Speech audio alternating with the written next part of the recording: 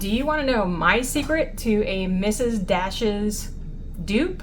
It's called Mrs. Darcy's seasoning. I'm going to show you how I make mine. And it really is a secret each and every time. But first, let's go harvest some of these herbs from my garden, and I'll show you how I dry them to make this blend. Something I wanted to share while we're going through the garden and starting to pull some of these herbs. I want to encourage you that if you don't have a garden big enough to do something like this, it is okay. You can grow herbs on your balcony, on your deck, on your patio, on your porch, with some pots and some of your favorite herbs. You can also buy them from the grocery store or the farmer's market, or get them from your local neighbors, because it's okay to get them wherever you can source them from. It doesn't always have to be something that you grew all of that bulk at home on your own. I know a lot of people start at this time of year, start seeing all of the big homestead things start showing up about how wonderful homesteading is and how much you can grow, and it's not always an option for everyone. So I wanted to encourage you, grow what you can in the space that you have, even if it's just a couple of herb pots on your windowsill. Try to do what you can. So basically what I do when I'm washing stuff, I don't wash them because it's plants we grew. It's not something that everybody in the grocery store had their hands on. So I just take my sprayer, just like if I was outside in the garden with a sprayer and doing that. I'm rinsing off any kind of dead, bugs, any kind of dirt residue that's on there. I can do this while also checking for any kind of damage to leaves that I don't necessarily want to preserve. I'm not going to worry about the bug holes in the basil because it's just the way it is. So I just rinse it off. So when I'm showing you that last bit, trying to pull the the sprayer across, sprayed myself. So no shower today needed. Now don't worry so much about doing thyme this way. Thyme doesn't react in the same fashion that if it goes in wet, it just means the dehydrator has to work a little longer to get all of that excess moisture off, which is why I'll do this. I'll put it in a salad spinner. I don't mind crushing this one up a little bit. I won't crush the basil, but I just pat it dry. And with the thyme, you can just do this. You can see it already. I don't know if you can tell, but the towel's already relatively wet from just that excess moisture sitting on it. So it just takes out some of the work the dehydrator has to do. So what I do is I just lay these out. I do them on the stem, especially with things with really small leaves. To me, this is just so much easier than trying to strip this first, then dry it, because leaves can start blowing all over the place. You can put a mesh top on, you can put another mesh sheet on top to hold those leaves down. Sometimes it does take a little longer for it to dry on the stem, especially when you have bigger, thicker stems. And so leaving some things on can extend your drying time. So here's all of my time. I have an Excalibur that does not have a big clearance between trays. It's pretty small. So what I do to help fix that, for things that I've got to smush down, I put a second sheet down, and it allows me to smush this and to slide it into the machine. So for my basil, because I am not going to store it whole, I don't need the stems, I'm going to go ahead and just pull everything off. I'm going to go ahead and cut up some of this, and this will help make the larger leaves dry a little faster, because basil is one of those herbs that, because of all of the oil in it, which is why it smells so good and does so much work, that kind of thing makes this dry so much longer. I have some sage leaves I also already cleaned that I picked up a little earlier. I'm going to take off the big stems. I'm going to use just the leaves, just like this.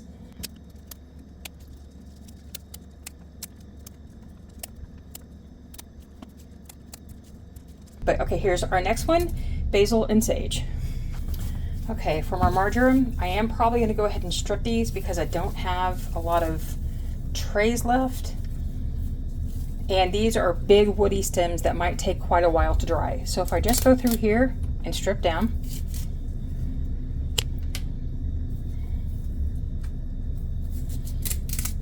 just like that. Because this is all still pretty fresh, this is easy to do. Typically you go against the grain of the stem and it makes it a little easier. Okay, I have my tray loaded. Now again, if you're concerned that your leaves are going to fly, which I'm not concerned at all, you can put another piece of mesh or parchment paper, paper towel even, on top of the tray to help keep those leaves on the tray. All right, now typically I might actually lay my oregano out just like this. I have 2 trays worth. I can do this and not worry about it. But I am going to go ahead and strip these ahead of time because it's going to make it easier for me at the end. You can do it whichever way you'd like. Strip them now, strip them at the end. Your choice.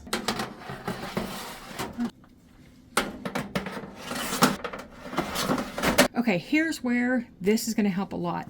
I don't have a ton of clearance, and if I had put this in without the extra tray on top, this time would have been just pushed all the way to the front of the tray and it would have been a problem. So we're just doing this to help. Push it down and let it go in.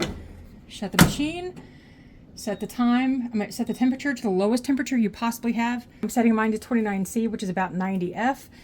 Then the time, I just push it up because I don't care about time. I care about whether things are dry. We're just gonna let the machine run. I'll check into it and pull it out when they're dry. Something else I do when I'm drying is I make a list of what I put on what tray in the machine, because it helps me when things start looking exactly like after they're dry.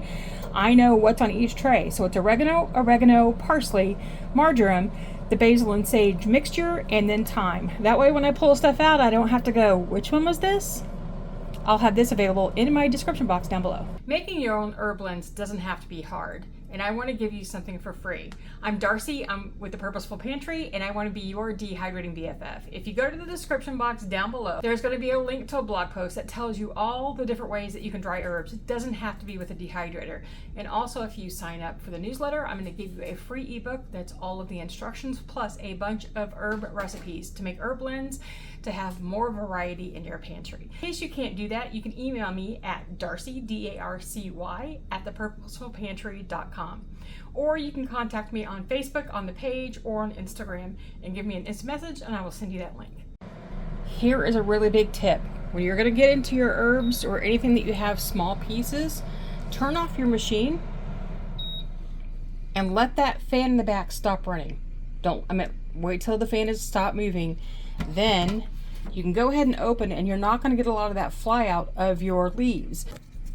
They handy dandy list because I never remember which one is which when I pull them out. So we have 2 trays of oregano right there. They're all crispy and dry. We have a tray of parsley. We have a tray of, what is it? Marjoram. Yep, we have a tray of marjoram. Then our basil and our sage. And this is the thyme. Okay, so now all we need to do is start stripping any of the herbs that we left on the stems and get them off. I'm not terribly fussy about trying to make sure I get all of the stem off because it's just going to blend in too. So here's what I do. Okay, so I'm just going to take this and very gently run my fingers through it. Most of the time it's going to get all of the herb off, the herb leaves off, and leave me with the stem that's not broken, but you're just very careful with it. Now again, I'm not too fussy. If I get a little bit of stem in there, I don't care. You can also just gently do this with your hands. I find that doing this sometimes breaks more stem off, so I just take my time. Usually I've got a podcast going or something and lets me just do this. It's kind of satisfying. And just get all the leaves off. Just like that, okay? Do you have a better way of doing this for you? I know some people like to run it through a sieve or a grater that has small holes in it without buying one of those specialty herb stripper things. But for me, I find this is just as easy because it breaks so much, but you could do that when it's fresh and it helps do that a little easier. All right, I'm done with my thyme. The whole Excalibur tray brought about that much, and I showed you that I didn't care about getting out the little tiny stems because it's not going to matter in the end.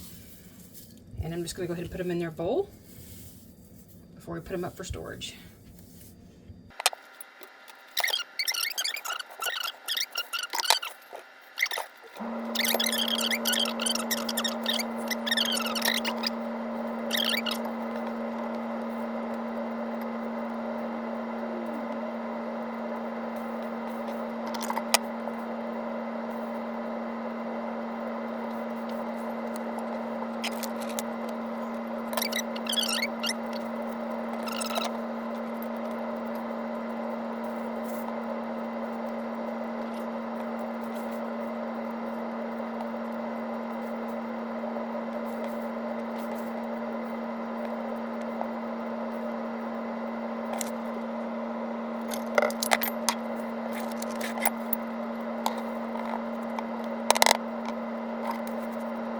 So what I can do also is sit there and just break them up in my hand some and pull out a stem if I don't like how thick it is or how big it is. That can help me figure out if I need to pull it out or not. Okay, so let me show you my super secret Mrs. Darcy seasoning. Are you ready?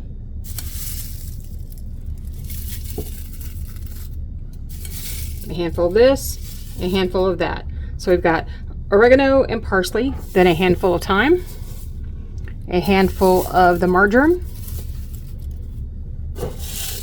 the basil, and the sage all together because it's what I had.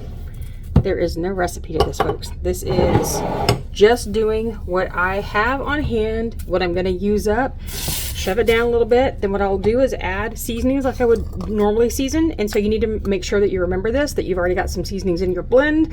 So adjust your recipes as needed. I'm going to put a bunch of onion powder in it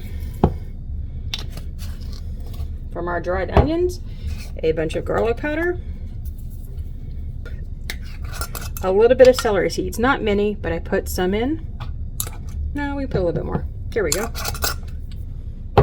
Now Mrs. Dash does a little cayenne. We're going to do a little cayenne. There we go. There is no measurement. I am not measuring this at all. I am just kind of eyeballing it. I probably put about a tablespoon of onion powder, a tablespoon of garlic powder. If you want to put salt in this, you can. I tend not to because we try not to salt everything as we go because of my dad. So then I'm going to add a bunch of pepper, and I have some already pretty ground up. And I've still got some space. So what I'm going to do is put the rest of my parsley in. I put the rest of my thyme in. I'm going to save my marjoram because I like this. I don't have a lot left and I want to save it for when I want to use it for other things. And I'll put a little bit more oregano in. And that's it. That's seriously how I make my Mrs. Darcy seasoning. It's whatever I have on hand that I can blend up together. I'm just putting it in my bullet blender right here that you can see and just pulsing it.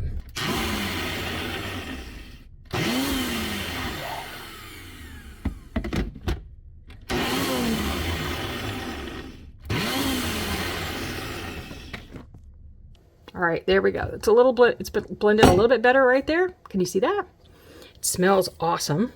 We're gonna go ahead and store it in one of the jars I keep right by my stove. Here's the last batch I made. And I put them together because it does not matter, okay? So this is basically what I do is just one part of all the herbs that I have going at that particular time. I try not to put too much rosemary in because rosemary can be overpowering. But here is my Mrs. Darcy's seasoning blend. All right, so now you know my secret. The seasoning blend is good to put on anything and I love it so much, and it's so easy to do with whatever you happen to have. It doesn't have to be perfect. It doesn't have to follow an exact recipe. So I hope you enjoyed this. If you want to see other ways to stock your pantry with dehydrated foods, watch this video right here. This one right here. Go click it and go watch it. And until I see you again next time, happy dehydrating, and remember, nevertheless, she preserved. See you next time.